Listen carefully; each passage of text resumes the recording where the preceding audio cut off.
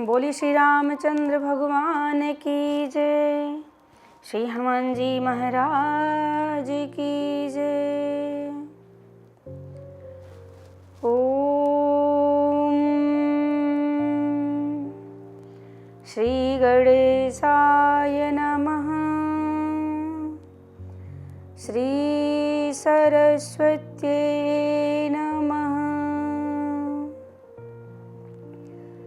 श्री गुरुचरण कमलेभ्यो नमः। श्री मातृपितृ चरण कमलेभ्यो नमः। सर्वमंगल मांगल्ये शिवे सर्वार्थ साधिके शरण्ये त्र्यंबके गौरी नारायणी नमोस्तुते। भक्ति भक्त भगवंत गुरु चतुर्नाम वपु एक। इनके पद वंदन किए नासे विघ्न अनेक। राम राम रटते रहो जब तक घट में प्राण। कभी तो दीन दयाल के भनक पड़ेगी कान। राधा मेरी मात है पिता मेरे घनश्याम। आप दोनों के चरणों में मेरा कोटि कोटि प्रणाम। आए हो तो प्रेम से लो प्रभु का नाम। सब भक्तों को यदाश्री की जय जय सीताराम।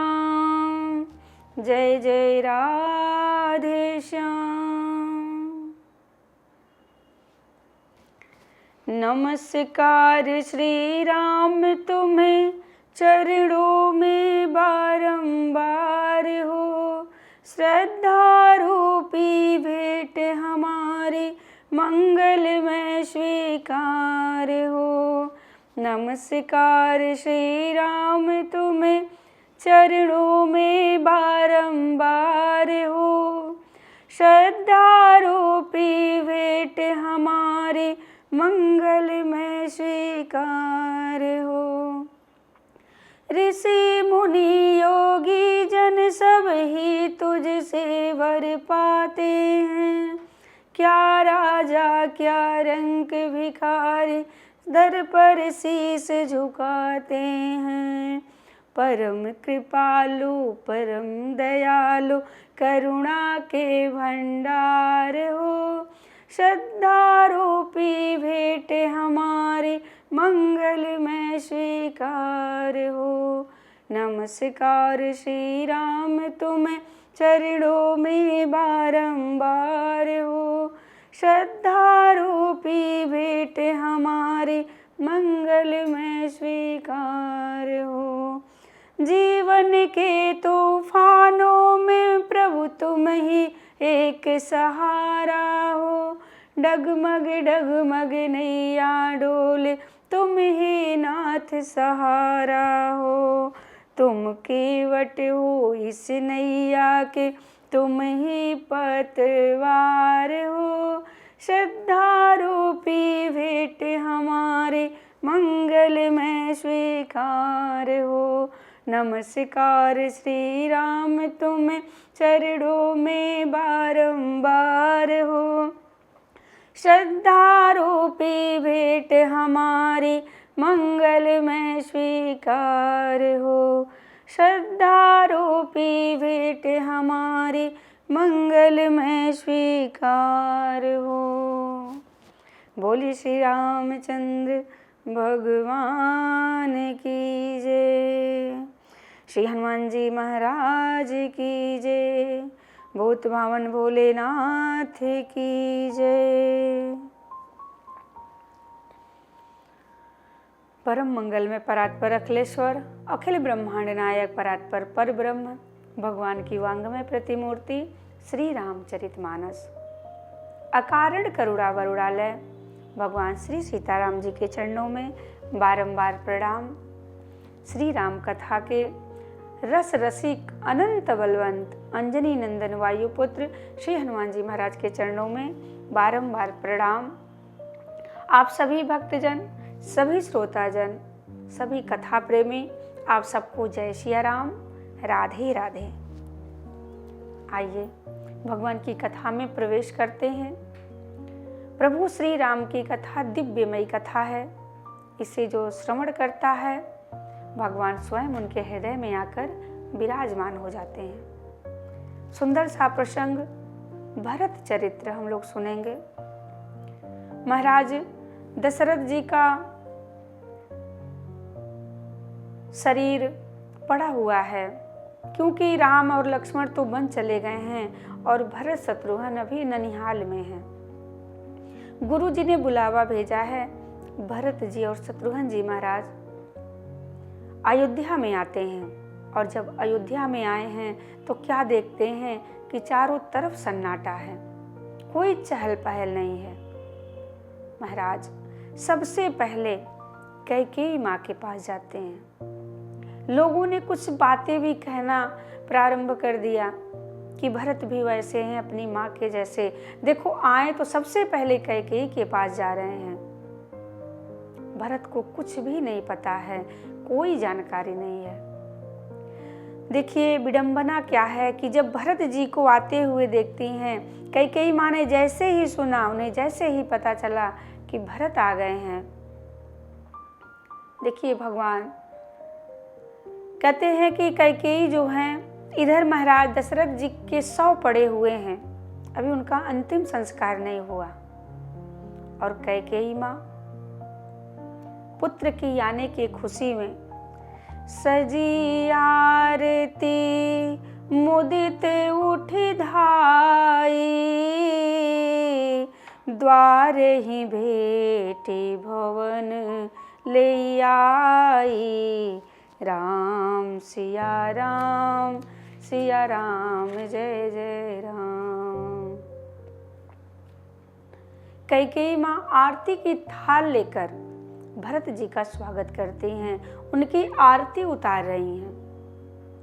भरत जी को लगा, जैसे भरत जी ने देखा कि माँ आरती की थाल लिए हुए हैं और वो प्रसन्न हैं, जैसे भरत जी ने प्रसन्न देखा, भरत जी सोच रहे हैं कि सब कुशल मंगल है।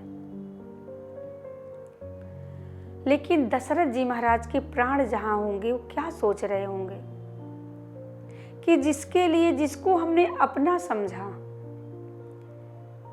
जिसको हम अपना समझते हैं, कहते हैं जिसको तूने अपना समझा निकला वही पराया, तेरा हुआ न कोई लेकिन तुझको होश न आया। कई बार है ठोकर खाई सुख की आस तजोबे भाई। कई बार ठोकर लगती है फिर भी लोग अपना मानते हैं। 4 दिनों की प्रीत जगत में 4 दिनों के नाते हैं, पलकों के पर्दे पड़ते ही सब रिश्ते मिट जाते हैं। जिनकी चिंता में तू जलता वही चिता जलाते हैं, जिन पर रक्त बहाए जलसम जल में वही बहाते हैं। और घर के स्वामी के जाने पर लोग कहते हैं ना कि इनके बिना तो हम रह ही नहीं पाएंगे, सब खत्म हो जाएगा, कुछ नहीं बचेगा। घर के स्वामी के जाने पर घर की शुद्धि कराते हैं, पिंडदान कर प्रेत आत्मा से अपना पिंड छुड़ाते हैं, और बातें ही खत्म नहीं होती। चौथे के 40वें दिन तक सारी रस्म निभाते हैं, मृतक के लौट आने का कोई जोखिम नहीं उठाते हैं। महाराज का शरीर पड़ा हुआ है। कहते हैं कि जब तक व्यक्ति जीवित है तब तक लगता है कि अगर ये नहीं रहेंगे तो फिर हमारा क्या होगा, हमारा परिवार कैसे चलेगा। लोग कैसे रहेंगे, अपने लोग कैसे रहेंगे, पर ऐसा नहीं है।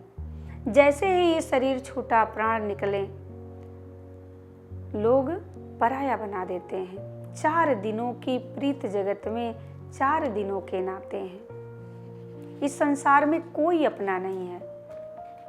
कहते हैं आदमी के साथ उसका खत्म किस्सा हो गया, आग ठंडी हो गई, चर्चा भी ठंडा हो गया। लोग कहते हैं ना कि मैं अपने आप को क्या क्या बताते हैं, लेकिन क्या ये सत्य है? चलता फिरता था जो कल तक, बन के वो आज तस्वीर लग गया दीवार पे। जो अपने आप को बहुत बड़ा आदमी समझता था, बड़े बड़े गाड़ियों में घूमता था, जो कल तक अपने आप को सबसे महान समझता था, आज वो मृतक पड़ा है और उसका शरीर क्या होगा? ले जाके 4 लोग कंधे पे ला देंगे और फिर शमशान पर ले जाकर जला देंगे। इतनी सी राख बचेगी, उसको एक मटके में भर लेंगे। यही है जीवन का सत्य, जिसे लोग हम बड़े अहंकार से जीते हैं। जीवन जीना भी नहीं आता लोगों को, अहंकारी हो जाते हैं, बड़े अभिमानी हो जाते हैं। इस बात का जरूर ध्यान रखें कि एक दिन हमें छोटे से मटके में ही आना है, तो अहंकार किस बात का किया जाए। अगर चाहते हो सदा सुख जिंदगी से, कभी कुछ न आशा रखना किसी से कोई आशा नहीं। सुखी जो रहना चाहता है वो किसी से आशा ना रखें, कोई भरोसा नहीं। अगर आशा चाहते हैं, भरोसा चाहते हैं, तो केवल रघुनाथ पे भरोसा रखिए, उन्हीं पे भरोसा करिए। महाराज कहते हैं ना कि पति पत्नी का संबंध ऐसा होता है, लेकिन यहाँ ऐसा दृश्य दिखाई दे रहा है कि महाराज का शव पड़ा हुआ है और कैकेयी माँ आरती की थाल लिए खड़े हैं।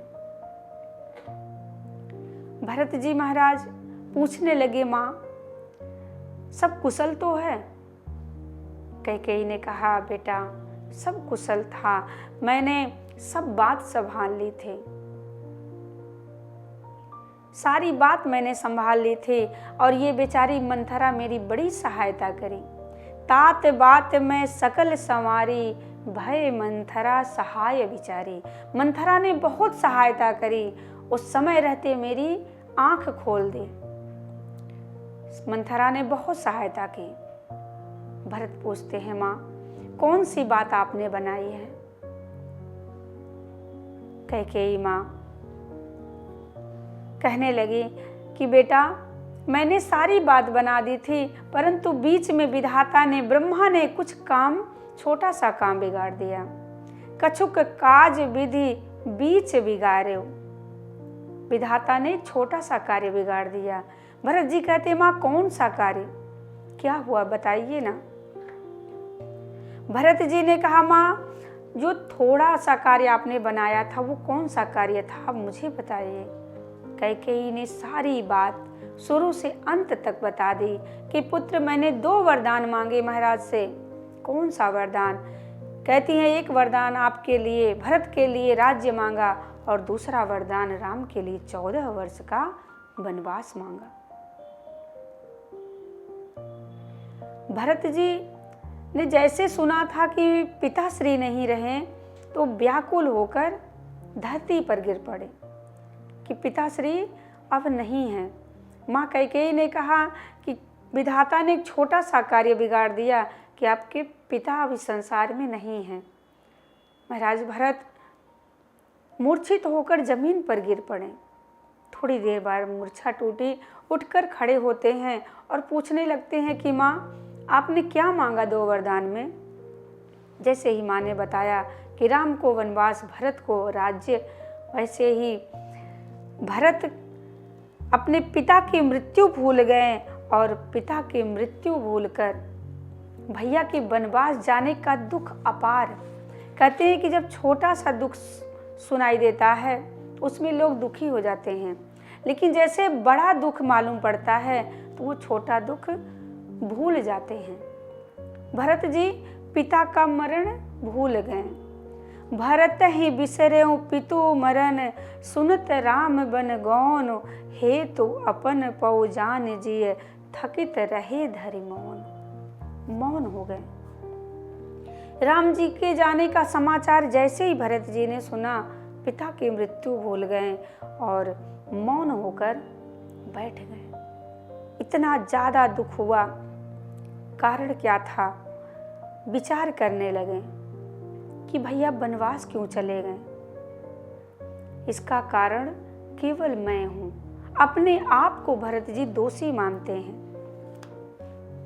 भरत जी ने ये विचार नहीं किया कि राम जी वनवास गए हैं तो किसके कारण। वो तुरंत अपने आप को दोषी मानने लगे।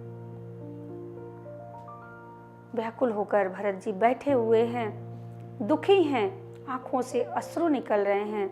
कैकेयी माँ समझाने लगी कि बेटा दुखी ना हो, ये तो विधि का विधान है, जो आया है उसे जाना ही पड़ता है। अब कोई किसी को मारकर कहे कि उन्हें जाना ही पड़ता है। और पुत्र, मैं ये सब तुम्हारे लिए की हूँ, जो भी मैंने किया सब तुम्हारे लिए किया। तुम्हें राज्य मिल जाएगा, अब तुम निष्कंटक राज्य कर सकते हो। लक्ष्मण जी साथ गए हैं, सीता भी साथ चली गई हैं, राम को मैंने वनवास भेज दिया है, अब तुम्हें कोई परेशानी नहीं होगी, अब तुम राज्य कर सकते हो। भरत जी महाराज आंखों से अश्रु बरसाते हुए कहते हैं, माँ तुम पेड़ के जड़ को काटकर ये कहती हो कि मैं पत्तों से बहुत प्रेम करती हूँ, मैं पत्तों को हरा भरा रखना चाहती हूँ, इसलिए मैंने जड़ को काट दिया और उस पत्तों पे मैंने जल से सिंचन किया है। माँ क्या तुम जानती हो कि जड़ कटने के बाद पत्ते हरे भरे रह सकते हैं? जैसे पत्ते हरे नहीं रह सकते, उसी तरह मैं भी अपने भैया के बिना जीवित नहीं रह सकता। माँ पेड़ काटिते पल्लव सींचा, मीन जियन नीति बारी उलीचा। आप कहती है कि मैं मछलियों से बहुत प्रेम करती हूँ और मछलियाँ जिस जल में रहती हैं उसी जल को आपने बाहर कर दिया, उलीच दिया। क्या वो मछली तड़पेंगी नहीं? उसी प्रकार मैं भी भैया के बिना व्याकुल हो जाऊंगा, मैं उनके बिना नहीं रह सकता। जननी तू जननी भई, विधिसन कछु न बनाई। अब तो भरत जी महाराज को क्रोध आया और क्रोध में आकर भरत जी महाराज कैकेयी को भला बुरा कहने लगे। बर मांगत मन भई न पीरा, गरी न जीह मुँह परेउ न कीरा। माँ ऐसा वरदान मांगते हुए तुझे तनिक भी तुम्हारे हृदय में पीड़ा नहीं हुई? एक बार भी विचार नहीं किया? भरत जी महाराज बहुत भला बुरा कहते हैं और कहते हैं कि पापिनी, भला तेरे मन में ऐसा विचार आया ही कहाँ से? आज तो मुझे तुझे माँ कहने में शर्म आती है। जाओ, आज के बाद मैं तुम्हारा मुख नहीं देखूंगी। देखिए, माँ कैकेयी को पता था कि ये बात भरत को जैसे पता चलेगा, भरत मेरा मुख जीवन भर नहीं देखेगा। पर कैकेयी ने सारी बात बताई, जो भी शुरू से हुआ था सब बात बता दिया। भरत जी महाराज बहुत भला बुरा कहते हैं। अब कैकेयी क्या विचार कर रही हैं? मन में सोचने लगे कि जिस बेटे के लिए मैंने सब कुछ किया, इतना बड़ा कलंक लिया, वो बेटा, जिस बेटे के लिए मैंने राज्य देने के लिए मैं विधवा बनी, मेरे जीवन में कलंक इतना बड़ा लगा, इतना सब कुछ करने के बाद वो बेटा मेरा मुख नहीं देखना चाहता। भरत से अच्छा तो मेरा वही बेटा था राम। जब वो वनवास जाने लगा तो मेरे चरणों में प्रणाम करता है और कहता, माँ मुझे आशीर्वाद दो ताकि मैं वन में सकुशल रह सकूं और आपके वचनों का पालन कर सकूं। मेरा वही बेटा सबसे अच्छा है, मेरा तो राम ही सबसे अच्छा है। भरत के लिए मैंने सब कुछ किया, पर आज भरत मेरा मुख नहीं देखना चाहता। कैकेयी लगी रोने। कैकेयी की आंखों से अश्रु निकलने लगे। कैकेयी ने कहा, भरत, तुम्हारे लिए इतना सब कुछ किया और बदले में मुझे क्या मिला? तुम मेरा तिरस्कार कर रहे हो, मेरा अपमान कर रहे हो। मेरा वही बेटा सबसे अच्छा था जो मुझे जाते वक्त प्रणाम करके गया। मेरा वही बेटा ठीक है, तुम ठीक नहीं हो भरत। भरत, तुम ठीक नहीं हो। तजियो पिता प्रहलाद, विभीषण बंधु भरत महतारी। भरत जी ने अपनी माँ को त्याग कर दिया। अपनी माँ का आज त्याग करते हैं भरत जी महाराज। आज के बाद मैं तुम्हारा चेहरा भी नहीं देखना चाहता हूँ। भरत जी राम जी के वियोग में तड़प रहे हैं, व्यथित हो रहे हैं। उसी क्षण देखिए मंथरा बड़ी सजी धजी, खूब गहने वस्त्र आभूषण पहनकर मुस्कुराते हुए वहां पर आ गई। लखीर से भर्यो लखन लघु भाई, बरत अनल घृत आहुति पाई। राम सिया राम जय जय राम। लक्ष्मण के छोटे भाई शत्रुघ्न जी महाराज ने जैसे ही देखा कैकेयी के गहने और वस्त्र आभूषण और वो मुस्कुराती हुई जब आई, जैसे ही शत्रुघ्न जी महाराज ने देखा, शत्रुघ्न जी को इतना क्रोध आया और उसे देखकर मानो कोई अग्नि में घी डाल दिया हो। मंथरा ने घी का काम किया, जैसे मुस्कुराते हुए आई। अब तो शत्रुघ्न जी महाराज ने दे एक लात जमाई, एक लात मारी। मंथरा जाकर धरती पर गिर पड़ी, उसका कुबर टूट गया, सर फूट गया और उसके मुख से खून निकलने लगे। उसके ऊपर से शत्रुघ्न जी ने बाल पकड़कर घसीटना प्रारंभ किया। दया के निधान भरत जी महाराज जाकर शत्रुघ्न जी को पकड़ लेते हैं। नहीं भाई, छोड़ दो इसे। शत्रुघ्न जी कहते हैं कि भाई, क्या अपराधी को दंड देना धर्म नहीं है? भरत जी ने कहा, अपराधी को दंड देना धर्म है, अधर्म नहीं है। लेकिन पहले ये तो मालूम कर लो कि अपराध किसका है, उसने अपराध किया भी है कि नहीं। शत्रुघ्न जी कहते हैं कि आप ऐसे कैसे कह सकते हैं, अपराधी आपको नहीं दिखती? भरत जी कहते नहीं, इसमें ना तो मंथरा का कोई दोष है और ना ही कैकेयी का कोई दोष है। तो किसका दोष है? भरत जी कहते इसमें सारा दोष मेरा है, क्योंकि अगर मैं ना होता, मंथरा ने क्या कहा था? मंथरा ने यही तो कहा था कि पुत्र विदेश न सोच तुम्हारा पुत्र विदेश में है और तुम्हें कोई चिंता नहीं है। कैकेयी को यही कह के तो भड़काया था कि अपने पुत्र के बारे में सोचो। अगर मैं जन्म ही ना लिया होता, मेरा जन्म ही ना होता, तो कैकेयी माँ आज मुझे राजा बनाने के लिए राम को, मेरे भैया को वनवास नहीं भेजती। इसका मूल कारण मैं हूँ, सारा दोष मेरा है, अपराधी मैं हूँ। भरत जी अपने आप को अपराधी कहते हुए वहाँ से चल पड़ते हैं कौशल्या माँ के पास।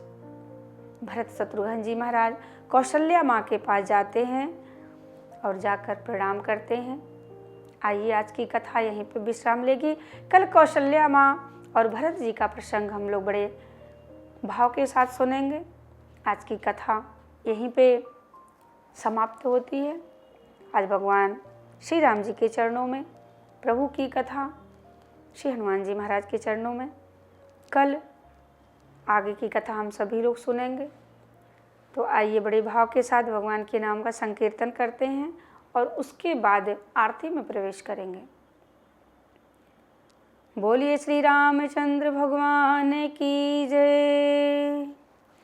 जय सिया राम, जय जय सिया राम, जय सिया राम, जय जय सिया राम, जय सिया राम, जय जय सिया राम, जय सिया राम, जय जय सिया राम, जय सिया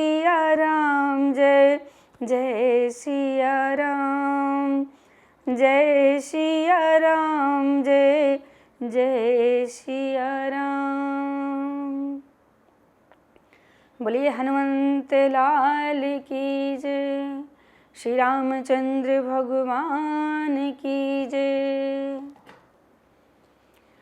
मन में बसा कर तेरी मूर्ति, उतारू मैं रघुवर तेरी आरती।